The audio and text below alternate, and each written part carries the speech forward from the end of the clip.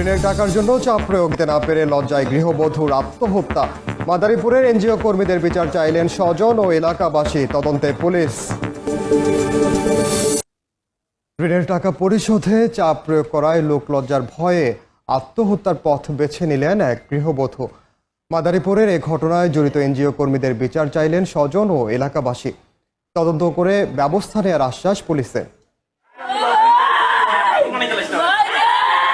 এনজিওর ঋণের বোঝায় নিঃস্ব, টাকা পরিশোধ করতে না পারায় কষ্টে আত্মহত্যা।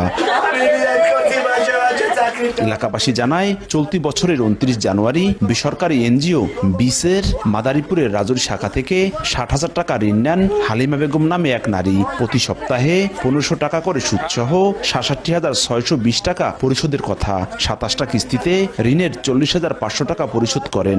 গত 18 অক্টোবর 28 নম্বর কিস্তি নিতে বাড়িতে যান প্রতিষ্ঠানের মাঠকর্মী সাইফুল ইসলাম সহ বেশ কয়েকজন। টাকা দিতে না পারায় অকথ্য ভাষায় পরিবারের সবাইকে গালিগালাজ করেন তারা। আমার আম্মুকে বলছে যে কালকে যদি কিস্তি দিতে না পারো তাহলে তুই কর, আমার থেকে 50 টাকা নিয়ে বিষ খেয়ে মারা যা। সবসময় এই বিশ্রী ভাষা করবে, এরপর না কইতে লোক মর্গে যাও, এরকম টাকা না ভালো না।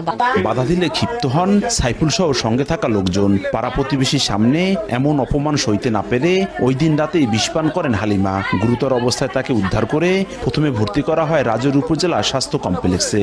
অবস্থার অবনতি হলে নেওয়া হয় ফরিদপুর মেডিকেলে। শুক্রবার সকালে চিকিৎসাধীন অবস্থায় মারা যান হালিমা। তারা যে কাজগুলা করতেছে, কাজগুলো আসলে মানবতা বিরোধী। একটু দেরি হইলে মনে করেন সারারা চেতে যায়, কিন্তু মহিলারা টাকা পাঠানো দেরিও করে, বইয়া থাকে। আর যদি দেরি না দে তারে তো আমি যে বিকাও নাই। এনজিওর অফিসে গিয়ে কোনো কর্মকর্তাকে না পাওয়া গেলেও অভিযুক্ত সাইফুল ইসলাম মুঠোফোনে চাপ প্রয়োগের কথা অস্বীকার করেন। দাবি করেন অতিরিক্ত দেনার কারণেই আত্মহত্যার পথ বেছে নিয়েছে হালিমা। সে তো আরো প্রায় 3-4টা সমিতির সাথে জড়িত আছে, আর তার গ্রাম থেকেও টাকা টোকা আনছে নাকি।